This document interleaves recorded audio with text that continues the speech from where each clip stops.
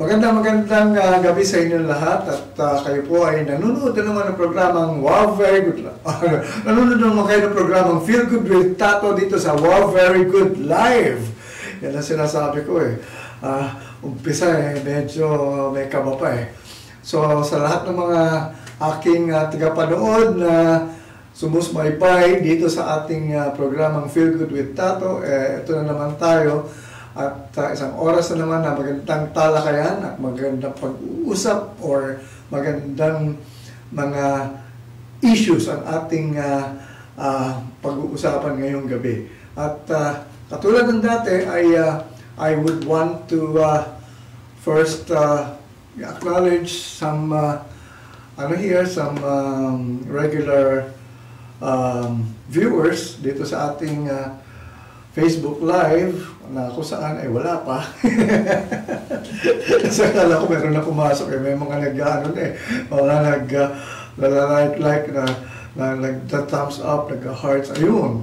Si Jeneline Hapson. Yan, nanonood sa atin ngayon at isa sa mga kwan. Kasi gusto ko lang malaman na ako ay live na talaga, whatever, no? Kung dito sa Wow Very Good Live at saka sa Facebook Live. So, ang ganda pa naman ang ating pag-uusapan ngayong gabi.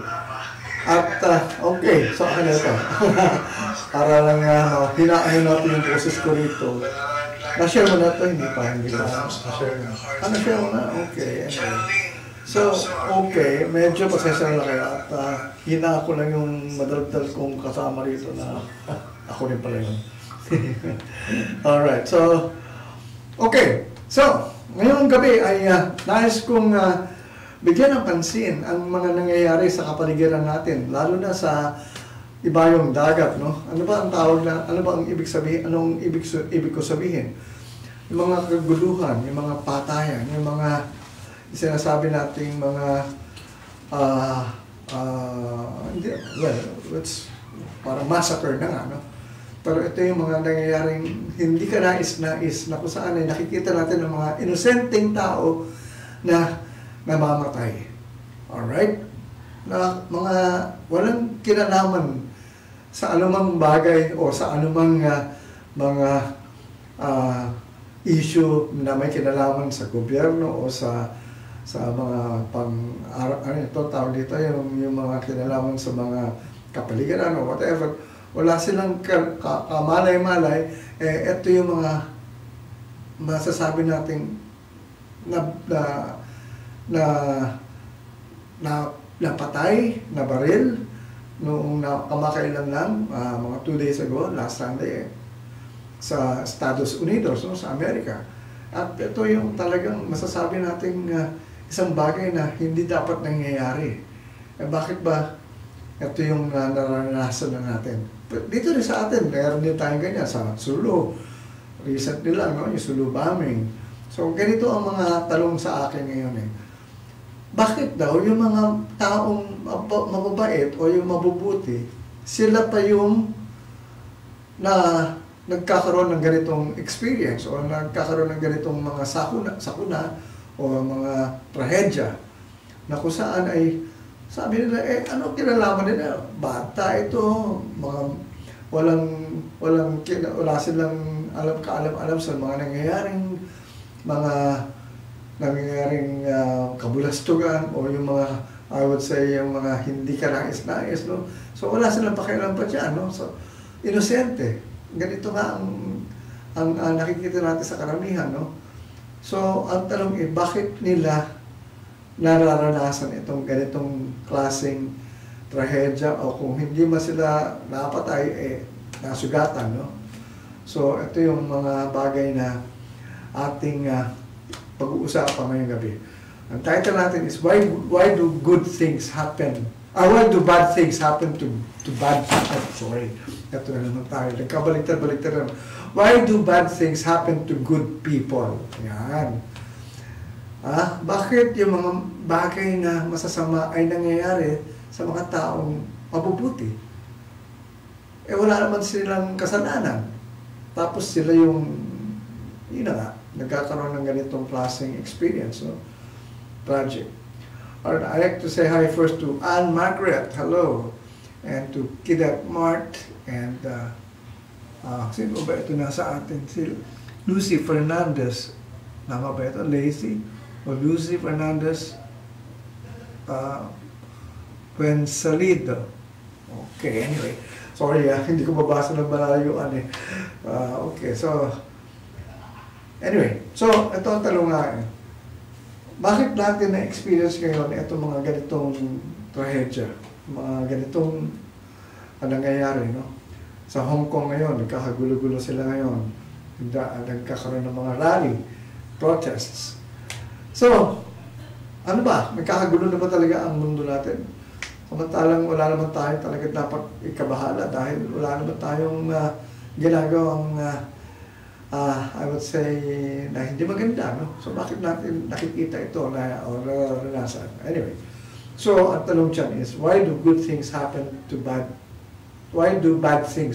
to good people? Okay. Ang sagot ko dyan sa unang tanong na yan is, because that's our main topic, no? This is what we call, there is what we call mental equivalent. Yan. Ano ba yung mental equivalent? Okay. Mental equivalent ay ang isang, I would say in Tagalog, ano ba ang, kumbaga ang mental is, mentalidad. Basta Tagalog mental. Ano ba equivalent nito in terms of what we are experiencing? We see it from outside. Ito yung nangyayari sa labas. Pero saan nanggaling itong mga nangyayaring ito? Ito ay nagsimula sa ating kalooban, sa ating pag-iisip, sa ating kamalayan. Yan. Yan.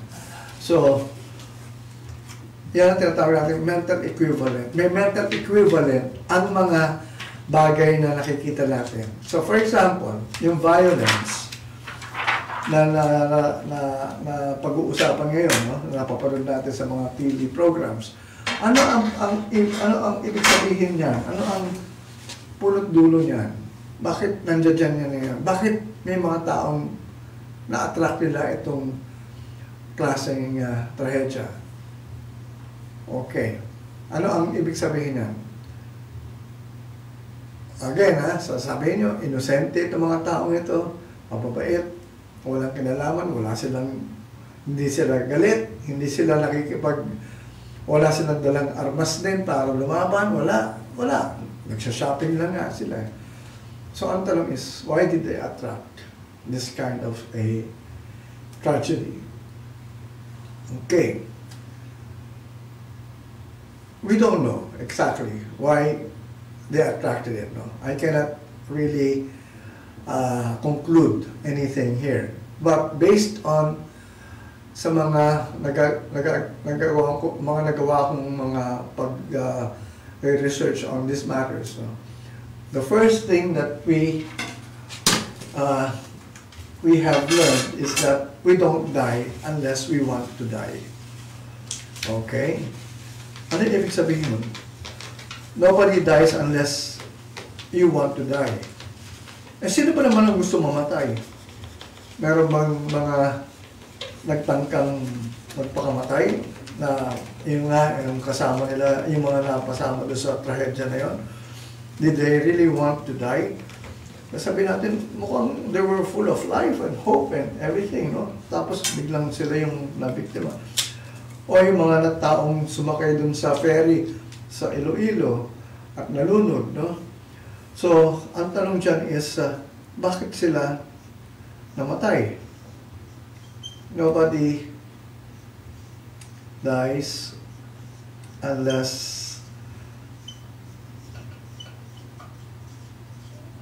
you want to die. This is a very controversial statement. Okay. So, dito sa ating, ayan, pakita ko sa'yo. Nobody dies unless you want to die. Ano ang ibig sabihin niya? Para kung bang sinisisi yung mga namatay, para bang ang malabas pa rito is kasalanan nila. Hindi. Nobody is blaming anyone here. As a matter of fact, ito nga ang tanong dyan eh, bakit sila nga namatay? When in fact they were too young, full of life, full of ambition, hope, and so many other things to live for. And then, yun na nga, they would actually experience this kind of a tragedy. So, ang tanong is, sino-sino yung mga namatay niyon? At bakit sila namatay? This is one thing that I want to talk about, pero with care, kasi very sensitive ito eh. Alam nyo, ang tao talaga, hindi mamamatay until oras niya. Ano ba yung oras niya? Sinasabi natin, kung hindi mo pa oras, kahit na anong sabihin mong pagtangka mong patayin ng isang tao, hindi mo mamatayan. Or kung gusto mong magpakamatay, at hindi mo pa oras talaga, eh kahit na ilang sleeping pills ang inumin mo, eh hindi ka pa rin mamamatay. Alright, but who actually says, I am not, or who actually says, I am ready to die, or I am ready to go, or it's time to move on? Basically, it is our soul. It's a soul's choice. So, we have no right to really interfere with that choice. The soul in our body, dito sa ating pagkatao, meron tayong spirito, meron tayong soul, na kung saan ay siya ay ang nagdidikta sa ating araw-araw na kabuhayan, kung ano ang dapat nating ginagawa, basically. Kaya lang ang tanong nga dyan is, nakikinig ba tayo sa gusto ng ating higher being in terms of our soul, or hindi natin pinapansin? Normally, there is something that our soul came here for. We came here for what? We came here to live again in this particular lifetime, in this world, because we want to experience whatever the soul decided to experience, for that matter. Ano ibig sabihin niya? Dito, pag pinag-usapan natin ang reincarnation, ang soul, bumabalik yan, hindi tsamba yan. Hindi yan, I would say, hindi ito, kumbaga parang at random, kung saan ka mapapanganak, kung sino yung pamilya mapapasukan mo, or matitirahan mo, or makakasama mo. It's a planned thing. Everything is a soul's choice, no? We actually choose our own parents. Yan ang isang bagay na mahirap tanggapin, pero yan ang isang kailangan natin matutunan o matanggap, dahil kung walang tsamba, ibig sabihin, pinili mo kung kanino ka ipapanganak. Okay. Alright, so yan yung akin lang premise mo na, yung gusto kong bigay na background there on this thing that we are talking about. Kasi basically, our soul came here for something. And our soul is actually the one deciding as to when we are going to go or still stay here. So, kasi sasabihin, bakit gano'n? Sila yung namatay. Kasi nga, okay, kung 100 yung tao dun sa loob ng mall, bakit yung 20 o 29 lang ang, for example lang, 20, bakit yung 20 ang namatay? Asan yung 80? Nandun. O, hindi namatay. So, sabihin, yung 20 na yun, talagang they attracted it because it was their soul's choice that they wanted already to go at that particular time. Alright. Ano yan? Destiny? In a way, yes. Pero hindi naman talagang ganun yun. But, as I've said, if the soul is not yet decided to go, chances are it will avoid at all cost that particular place na kung saan nangyayari yung ganun dapat mangyari. So, Ibig sabihin yan, malas lang nila. Hindi sila malas. They actually chose to be there. Okay? So, ibig sabihin, walang i-blame na rito ngayon. Ibig sabihin, hindi mo i-blame yung pumatay. Well, let's put it this way. Oo, may kasalanan yung pumatay. Siyempre, siya yung umano. Kaya lang nga, ang tanong dyan is, bakit pumayag yung soul na at that particular time, sinabi na, yes, I am ready to go. I am ready to face this and I will not anymore turn my back on this. So, ang tanong dyan is, why? Why did that soul decide at that particular time when, parang kung titignan natin, bata pa ito that soul already had finished, already its business here on earth. And it's ready to move on ready to actually continue its life on the next level. So kumbaga, tinapos lang niya siguro yung portion na dito na mayroon siyang kailangan tapusin. Tapos, later on, that soul will come back into another being, another person. So, ayan yung mga bagay na kailangan nating maisip na, well, mapatanggap na mahirap isipin, no? Kaya, rather. Ito ay isang bagay na pag dinidiscuss ko sa Kamalayan, parang hirap na hirap ang mga kausap ko rito na matanggap itong klaseng topic na ito.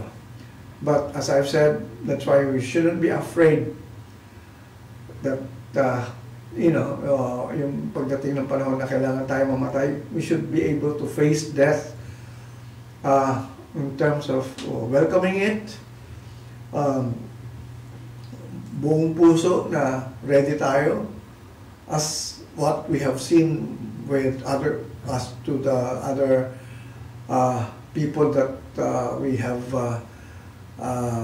known na namatay na in the past, na kumbaga itinanggap na nila na ito na yung huling hantungan nila at they were ready to go.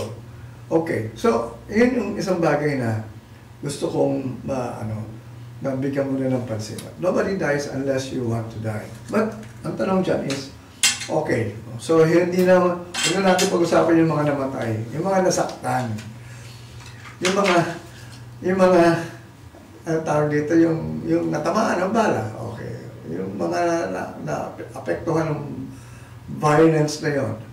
Alright, why do we attract violence in our life? Kung sasabihin natin, mabait naman ako mabait naman yung taong yun, bakit na-attract na yung mga ganyang klaseng violence? Wala naman siyang ginagawa, hindi nga niya wala naman siyang iniisip na saktan yung kapwa niya. So bakit siya naka-attract ng gano'n? Alright. Kung ano yung nasabi natin, there's always a mental equivalent in what happens to us. So, prior to what happened, ang tanong dyan is, ano yung iniisip ng mga taong yun before they attracted that kind of violence? Kasi you will not attract it unless it is in your consciousness. Hanggang wala yan sa kamalayan mo, hindi mo makukuha yan ganong klaseng pangyayari o kanyang klaseng incident. So, ang tanong dyan is, bakit nila na-attract yun? Okay, ang tanong dyan is, ano ba ang mga iniisip nyo kadalasan? Ano ang naman ng utak natin? Ano yung mga pinapanood natin kadalasan sa mga pelikula, sa telebisyon? Ano yung mga hilig natin kung saan ay nag-enjoy tayo na pag nakikita natin yung mga patayan, suntukan, sakitan, sampalan, sabunutan, para bang gusto natin. So, tignan natin ang takbo ng buhay natin. Tayo ay nanonood ng mga ganitong bagay sa news, lalo na. Araw-araw yan, lumalabas ang mga hindi mga kanais-nais na mga nangyayari sa ating kapaligiran, na kung saan pinapakita sa TV, yung mga ganong klaseng mga nangyayari, no? Actual live footages, yan. Ito yung mga nakikita natin dahil may mga CCTV. So talaga nakikita kung paano nangyari. Paano pinatay, paano hinolda, paano sinaktan, ganyan. And so, anong ginagawa natin? Passively, we are actually watching these things happen. And somehow, in our consciousness, o sa kamalayan natin, nandiyan dyan yan. At kung araw-araw, ganyan ang laman ng utak natin, palagi natin binibigyan ng panahon o pansin ang mga ganitong bagay, a lot of times we will attract not necessarily the same situations, but violent as well, still violent. So, ang tanong dyan is, sino sisisihin mo kapag may nangyaring masama sa iyo? Sabihin mo, ibang tao kasi siya yung masama, siya yung gumawa ng ganito sa akin. Bakit na-attract mo? Ito yung kailangan matutunan natin eh. Hindi mo dapat sasabihin na wala kang kinalaman dito. May kinalaman ka, kaya mo na-attract yan. Kung ayaw mong ma-attract itong mga violent situations in your life, avoid watching all these things. Avoid talking about, mga bagay na nakakasakit. Yun lang nga, ito lang. Napakasimple na ito. Bibigyan ko kayo ng example. It is a word of endearment in Tagalog. Pag may aalis na isang tao, ano sinasabi natin? Ayan. Ingat. Ingat ka ha. Sige ha. Pag uwi mo ha, ingat ka lang. Okay. Di ba? Take care. Sa English, take care. Okay. Ang tanong dyan is, ano ba yan? Is it a word of endearment or a threat? Ingat. Yan. Pag sabi ingat, ano ibig sabihin yan? Ingat ka, baka ma-hold up ka. Ingat ka, baka ma-rape ka. Ingat ka, baka masagasaan ka. So yung ganong klaseng word na ingat, what did you actually do to that person? You implanted, or you actually planted rather, that kind of an idea na may pagka tragic or whatever dun sa taong yun na paalis na. So imbis na maganda yung pag-uwi niya, nagkaroon pa ng parang pag-iingat in terms of, yun na nga, baka ma-hold up siya. So mamaya, ano mangyayari pag inisip na ng taong yun na baka ma-hold up siya dahil sinabihan mo siya mag-ingat? Hold up na. You will attract a hold-upper. You will attract an accident. Dahil lagi mo sinabi mo mag-ingat eh. Mag-ingat. So, yun ang nangyayari sa taong sinabihan mo yun. Innocently, we have lived this kind of ito yung ginagamit natin palagi sa ating mga pang-araw-araw na paggamit ng salita na pag may aalis na, ingat, goodbye, imbes na goodbye, ingat. Ano ba dapat sabihin natin kung talagang may dapat tayong sabihin sa taong aalis? Hindi sabihin mo lang, enjoy, have fun, see you next time. Pero yung ingat, it's a threat eh. Ingat. So, watch your words because your words may mental equivalent yan eh. Yan ang ibig sabihin ng pinag-uusapan natin ngayon eh. Sa atin nagsisimula lahat itong mga violenteng mga sitwasyon na nangyayari sa atin. Why? Because without us really being aware of it, but we consciously enjoyed or dwelled on watching this kind of violence on television or in the movies. So, yan ang laman ng ating pan. Yung mga nanonood ng boxing, yung mga boxing matches ni Pacquiao, lahat yan, pag linggo, pagdating ng araw ng laban ni Pacquiao, lahat ng mga sambayan ng Pilipino, talagang nakatutok sa kanilang telebisyon at para panoorin ang pambansang kamao. Okay, walang problema dapat doon. Suportahan natin. Kaya lang, ano naman kasi ang sport nitong taong ito, si Pacquiao? It's a violent sport. Ibig sabihin, para manalo ka, kailangan makasakit ka. Kailangan masaktan mo yung kalaban mo. Kung hindi mo, kung kailangan mong patulugin, mas maganda, patulugin mo. Or, for that matter, kung talagang sobrang lakas mo baka mapatay mo pa yung kalaban mo. Which happened to recently a Russian boxer. Na kung saan ay pinipigilan ng manager ng boxer na yun, yung fight, hindi tinigil ng referee. Yun. Straight from the ring, namatay yung boxer. So, sabihin, ano tayo Ito yung mga bagay na akala natin inosente kasi we actually looked at it as a sport. Na para bang, kung lang yan, sport naman yan parang, ano lang yan, laro-laro lang yan kaya lang ang tanong dyan is, laro ba yan pagdating sa kamalayan mo? Kasi, kung ano na nandiyan dyan, ito pa ang emosyon natin.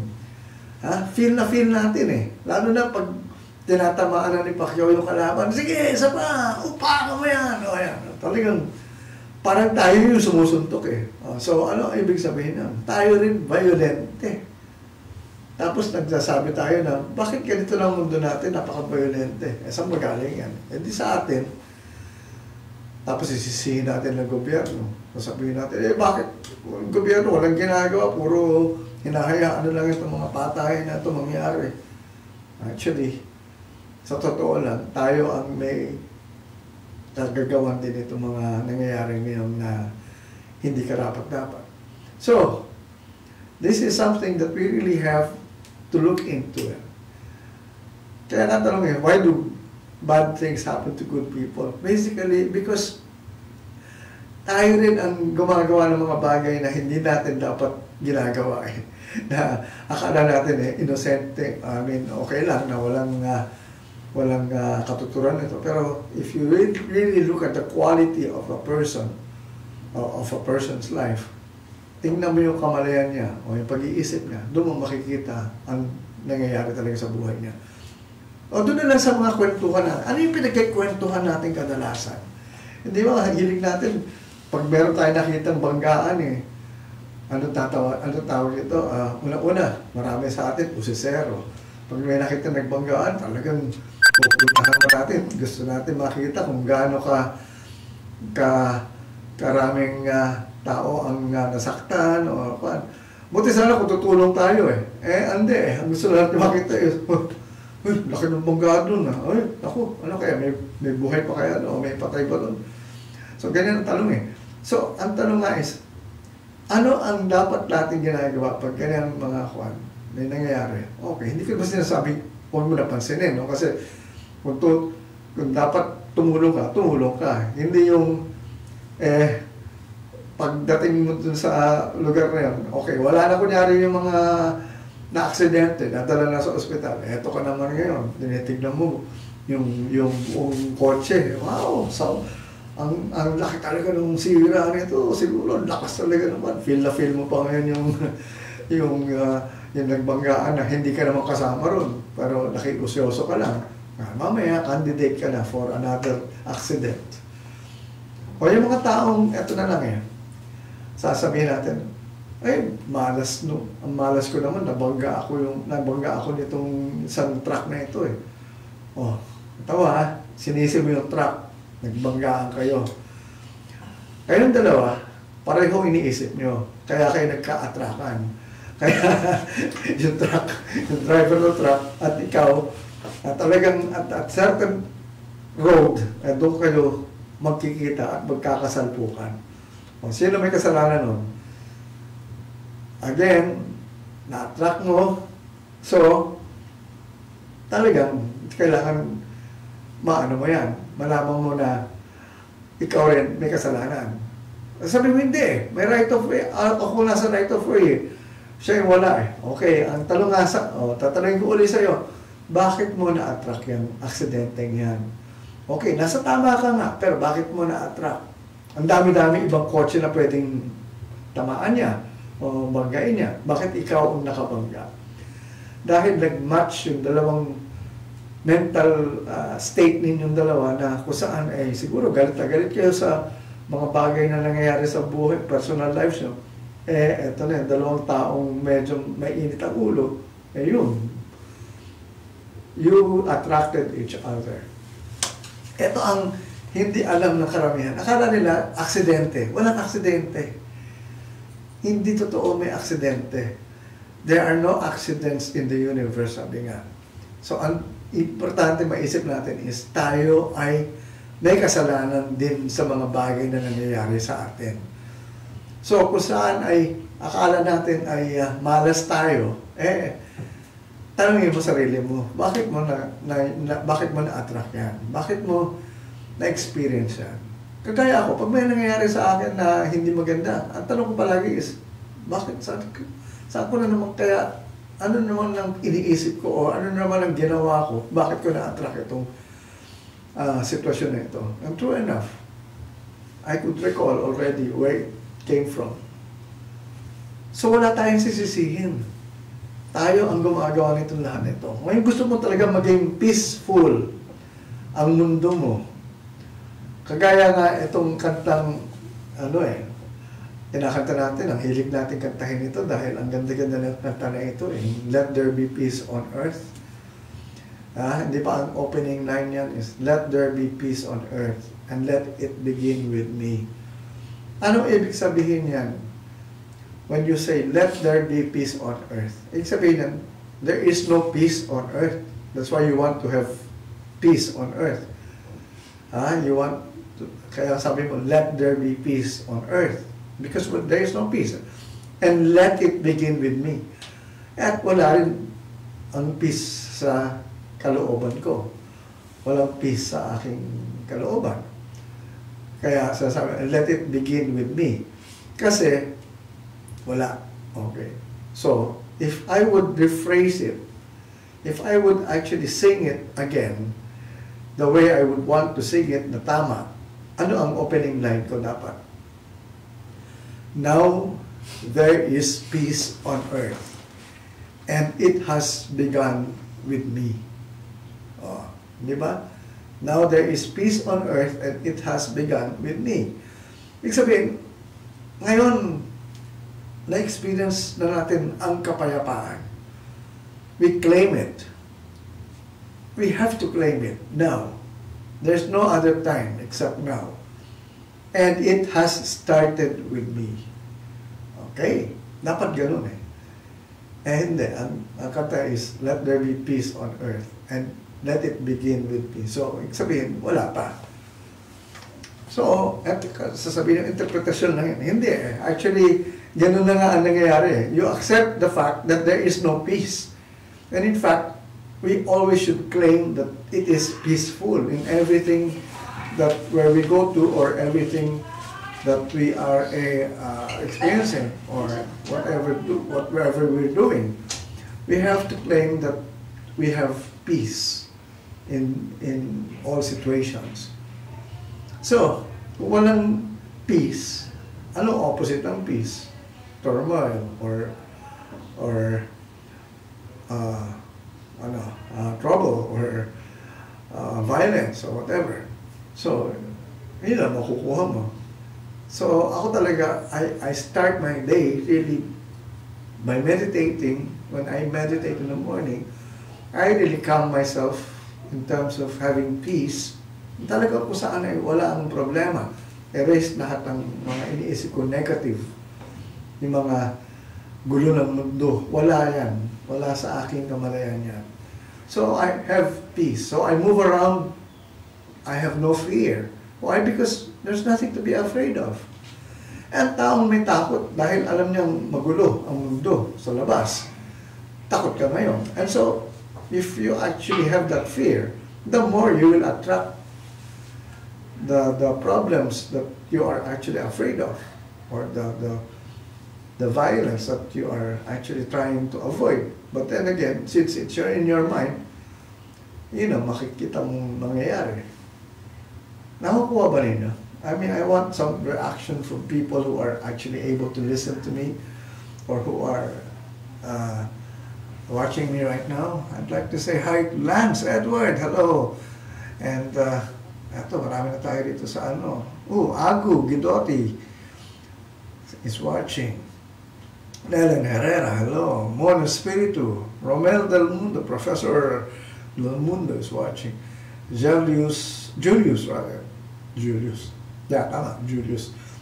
Cesar Cayetano Guerrero.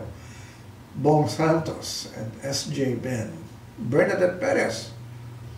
So, ito ba yung Bernadette Perez sa Amerika? Alright. So, hello, and keep on watching. So, if you have comments, let me know so we can actually also answer your questions. So, itong nangyayaring kaanuhan, mga, ayan, sabi ko nga, yung ingat, it all stems from, for example, ingat, yan, ingat. Kaya talaga wala mangyayari sa atin pag nag-ingat tayo in terms of the way we do it nowadays. Ayan, yan, ingat. Okay. Alright, so, ito yan, maganda ito nag-uusapan natin eh. Kasi ang dami nagsisisihan. Ang dami nila ang lagi sinisisi ay ang mga gumagawa ng katiwalian. Pero in fact, bakit mo na-attract sila sa buhay mo? Ang tanong nga dyan is, ano ang iniisip mo rin? Although you're not doing anything, you are not actually a violent person in terms of your actions, but in your mind. Many of those who have been arrested in terms of, well, sabi nga nila na, eto mga tao ito, ang babait naman ito, wala namang ginagawa ito, palagi lang nasa kwarto nila, nanonood lang ng mga video. Ano mga video pinapanood? Karanasan, mga video games na violente. They play those video games. So ito na yun, we have to take a look into that kind of a game as well, because basically it is inside our consciousness that that violence is present, no? So kung ito yung kailangan natin magawa ng mga bagay na kailangan mawala na sa ating kamalayan, no? I'd like to say hi to Gloria Nicolas. Hello, Gloria. I agree with you. Thank you, Gloria. Buti pa sa very good live, may nagbigay na ng comment. Dito sa wala akong nagbibigay ng comment. Normally, dito sa Facebook live, marami nagko-comment, pero ngayon, ewan ko bakit wala na nagko-comment dito. Anyway, so I hope you'd, participate here, and give me some of your reactions. Okay, kanina nga sa Facebook, okay. I'd like to just point this out, no? I have this friend of mine, well, he's a good friend of mine, no? And I posted about this topic that we're talking about, sinabi niya, the real issue raw why there is violence is because of our tolerance in terms of hinahayaan natin, or intolerance in the person, doon sa taong gumagawa ng karahasan, intolerance. Ibig sabihin, parang wala siyang awa, wala siyang pigil sa gusto niyang gawin. At ayaw niyang baguhin yung kanyang pag-iisip o pananaw tungkol sa gusto niyang mangyari. And ayaw niya i-tolerate ito mga ganitong bagay. Like for example, he was talking about some racist issues, no? Racism issues. So, ito yung inaano niya. He was not tolerating people anymore to be alive in that kind of a community. So, kumbaga parang gano'n ang gusto niya sabihin, because there are people na gano'n. So, sabi ko nga, alright, yes, there are those who actually have their mindset already in doing something in that kind of a negative thing, no? Pero, ang palagi tinatanong dyan is, bakit nyo na-attract? Okay, but na-discuss natin yan, bakit mo na-attract? Ang tanongin natin ngayon is, bakit itong mga ganitong klaseng tao ginagawa ang mga ganitong klaseng bagay na pumatay? Na parang sa kanila wala lang, laro lang. No? Wala Parang bang nagdala lang ng baril, high-powered shotgun, kung saan pumunta sa isang mall at nakita yung mga tao nagsha-shopping at walang kamalay-malay yung mga tao, pinagbabaril niya. Parang yung mga sa driving range, ginawa niya target practice. So, hindi. Pero basically, meron siyang, meron siyang agenda. Meron siyang issue na inaano. So, ang tanong dyan is, saan nanggagaling itong mga ganitong klaseng pangyayari o pag-iisip ng mga taong gustong gumawa ng ganitong mga bagay? Na kung saan sabi nga nila ang bait naman yan dati. Kaklase ko yan dati. Sabi nga ni isa kaklase ko yan dati. Pero basically, yes, meron siyang mga parang ginagawang mga may nililistas sa mga pangalan na kung saan ang tao nga may hit list na raw siyang nakaprepare. Pero yung hit list niya, hindi yun ang hit list na ginawa niya, kundi pumunta siya doon sa isang lugar na hindi niya kilala lahat ng pinagpapatay niya. No? Anyway, so what I'm trying to discuss is, look at that kind of a person. Alright, sinasabi nila, may mental disorder daw. Okay. Lahat naman ng bagay niya, sasabihin nila na hindi wala sila sa tamang mga wala sila sa tamang pag-iisip. Okay. Pero ito may controversy, may pagka-controversial itong sulat ko dito. But, okay. Sa isang libro na sulat sa Conversations with God, na sinulat ni Neil Donald Walsh. Ang sinulat niya doon, eto yan. Bago ko sabihin kung ano yan, para sabay ko lang ipapakita on screen. Alright. Hitler went to heaven. Alright. Ako, napakaano yan. Si Hitler ay nasa langit. Okay. Alright. Huwag kayong magalit sa akin. Explain ko. Actually, ang nagsulat nito talaga is si Neil Donald Walsh. Okay. Nahulog na yung aking ballpen. Yeah, Hitler went to heaven. Okay. So, is Hitler really in heaven? Sige, tingnan natin ang issue dito.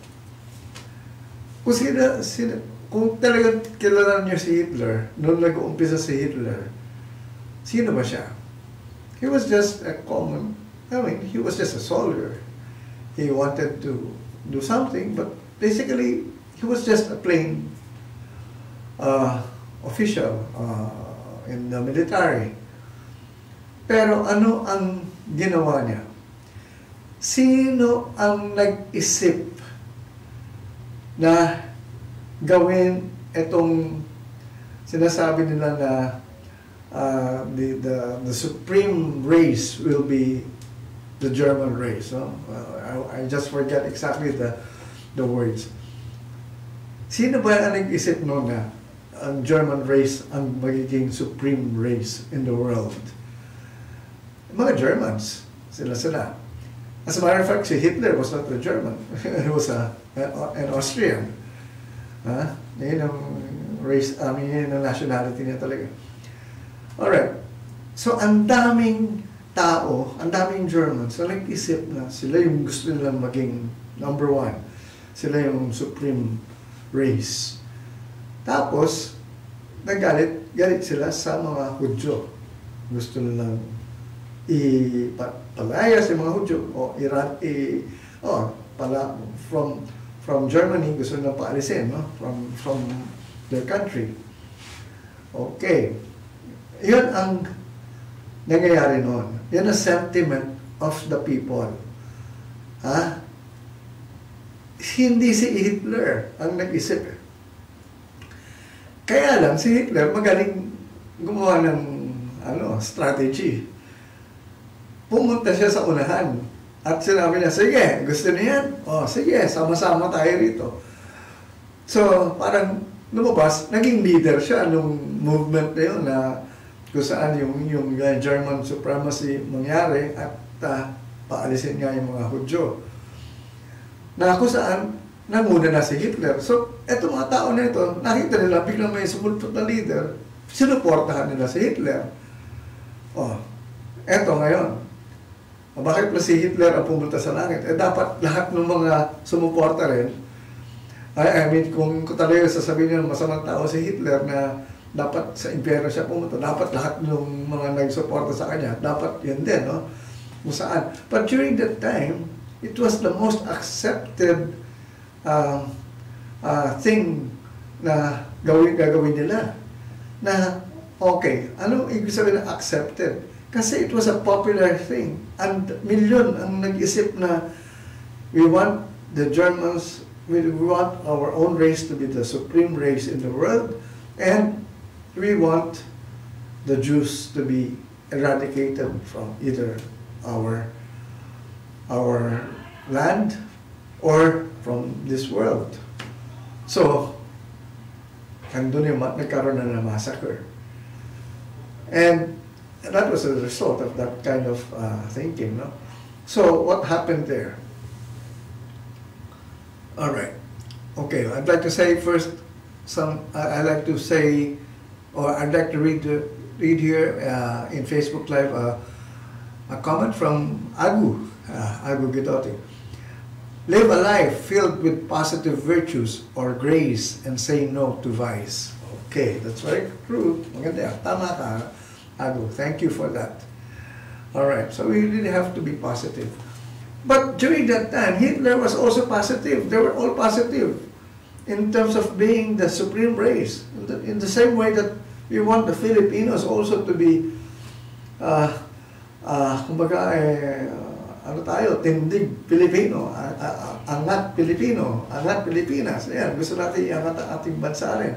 We're proud of our country as well. And that was also the same kind of sentiment that the Germans had during that time.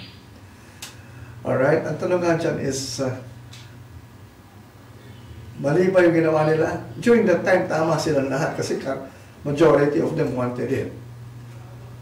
Until history decided that it was wrong. Alright? So, doon nagkaroon na ng problema si Hitler. When other countries said, mali ang ginawa mo. Pero during that time, all the Germans supported him. So, ang tanong nga dyan is, nasaan siya ngayon, si Hitler? Anyway, so, this is something that I try to discuss here para lang malaman ninyo na dito sa ating ginagawang mga bagay-bagay ay may mga taong talagang masasabi natin masama, may masasabi natin mabuti. Pero kung talagang titignan natin ang bawat isa sa atin, walang masama at walang mabuti. We are all, sabi nga nila, just is. Tayo lang ang may judgment. Tayo lang nagbibigay ng color o ng ibang pananaw. But there is no judgment in terms of anything that we actually have in this world, no? Sabi nga, sa kamalayan nga, walang bawal, ha?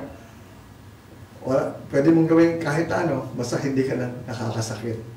Wala kang masasaktan. Pati sarili mo, hindi mo masasaktan. Okay. So, eto ngayon. Ano ba ang mga bagay na kailangan natin talagang pag-isipan ngayon, mga panahon na ito? Kasi, sasabihin, ano na ba? Talaga bang ang gulo-gulo na ng mundo? Talaga bang ano? It all actually stems from us. Ang tanong dyan is, we have to, do you want to really be happy? Kasi if you want to really be happy and have a peaceful life, it has to start with you, with us. Hindi mo pwede sabihin, ay kailangan ang gobyerno ang gumawa muna ng isang bagay na magbibigyan tayo ng kasayahan. Ayan palagi natin nakikita in terms of mga rallies, no? Na kung saan ay, okay, ito nga, isang issue ito na kung saan itong endo, hi Anita, itong aking tita nanonood. Itong endo, basically, end of contract, di ba? They want stability in terms of jobs. Alright? And, na-repeal yung, hindi na tuloy yung maging katotohanan na yung matapos yung endo. So, hindi nangyari yun. Okay. May mga talong dyan bakit hindi na nangyari? Kasi nga, hindi raw pabor sa management. Kasi malulugi. Or whatever reason. Pero this is what we have to look into now. We want, or they want, stability. Ang tanong is, would we still get that kind of stability in the future?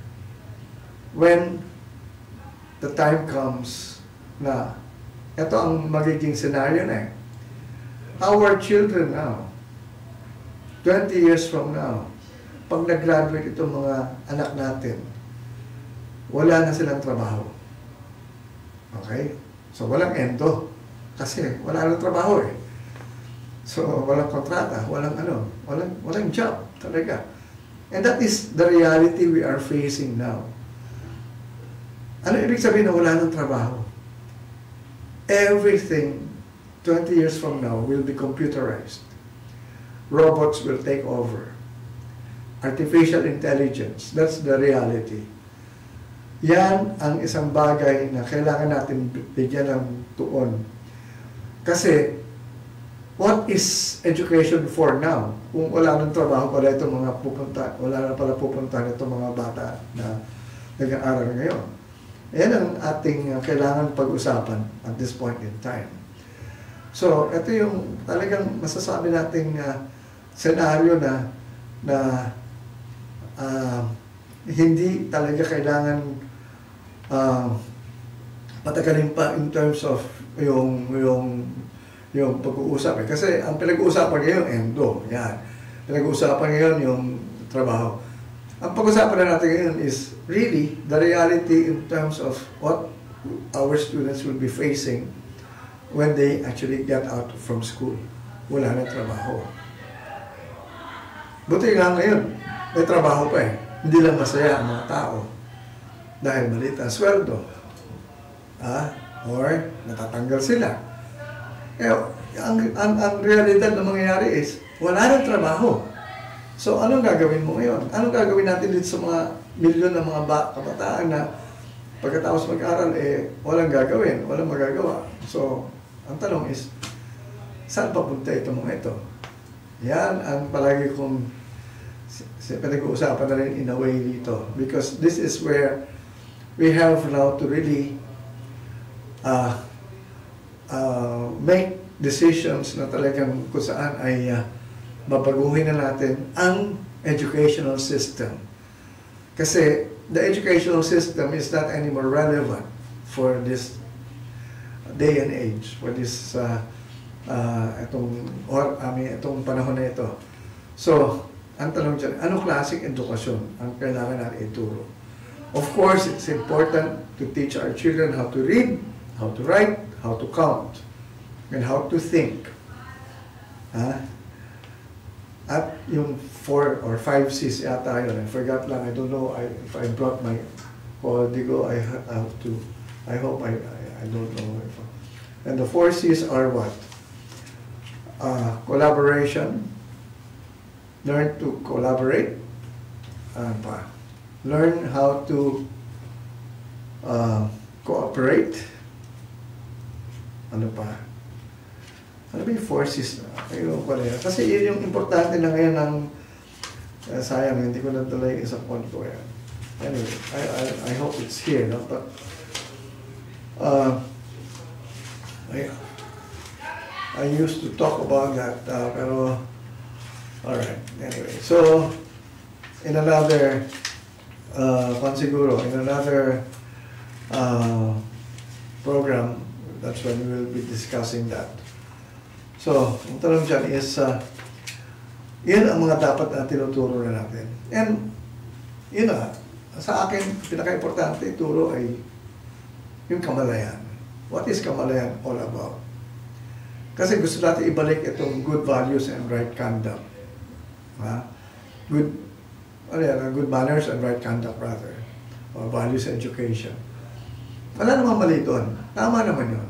But more than that, we have to make them understand why they are supposed to act that way, do certain things. Kasi sinabi, bawal yan, huwag mo gawin yan. Without really knowing or teaching them exactly the reason behind it. So, ang dapat natin tinuturo ay lahat ng laman ng ating kamalayan, yan ang lumalabas sa ating mundo. All our beliefs, lahat ng mga paniniwala natin, lahat ng mga iniisip natin, lahat ng mga bagay na natutunan natin sa eskwela o sa ibang tao, ay yan ang nagkikreate ng reality natin. Ang tanong dyan, ano ang laman ng kamalayan natin? Siguro natin sa ating mga paniniwala. Ano ang paniniwala mo sa buhay? Pag sinabi mo, mahirap ang buhay, mananatiling mahirap ang buhay mo. Wala akong pera, malina, palagi na lang pag-isip mo, wala ka talagang pera. So, ito yung mga bagay na kailangan mabigyan ng pansin na maituro ng tama. Kasi, it is our consciousness that creates our reality. So, kung saan ay ang dating tinuro sa atin ay mag-aral ka na mabuti para makakuha ka ng trabaho, para kumita ka ng pera, para mabili mo yung mga bagay na gusto mo. Sa kamalayan, ayusin mo yung kamalayan mo, gawin mo tama, isipin mo lang lahat ng magaganda, mga bagay na magiging masaya po, magpapasaya sa'yo, ay makukuha mo. Sabihin nyo, totoo ba yan? Saan magaling yan? Hindi ba nga, sabi nga ni Jesus sa Bible, ask and you shall receive. Sabihin, God already gave us everything. Ang tanong dyan, bakit yung iba mas maraming nakuha? Yung iba, wala. So, sino ang may kasalanan? Ang Diyos, samantalang Diyos binigay lahat. Bakit yung iba, walang kinuha? O konti lang yung kinuha? Yung iba, tinanggap nila lahat. So, siguro, matutunan na natin itong ganitong lesson na ito na matanggap natin lahat na binibigay sa atin ng Diyos. Yan ang isang bagay na kailangan matutunan natin. Para wala ka ng hinagpis, wala ka ng galit, wala ka ng sama ng loob. Kasi yan ito yung mga hinagpis, sama ng loob, galit, lahat yan, ang pinagmulan lang yan is yung mga bagay na hindi mo makuha. Akala mo pinagkaitan ka. Samantalang hindi ka naman pinagkakaitan. Sino nagpakait? Sino nagbigay sa iyo ng mga ganitong klaseng yung pag-limit sa iyo ng mga bagay na hindi mo nakuha? Ikaw mismo. Kasi akala mo imposible makuha mo yan. So, hindi darating talaga sa iyo. But the moment you change your consciousness, you change your mind about these things, definitely, everything will just, be different sa buhay mo. Okay. So, tapos na yata oras natin. At medyo na tayo. Medyo marami na tayong na-discuss dito at tayo ay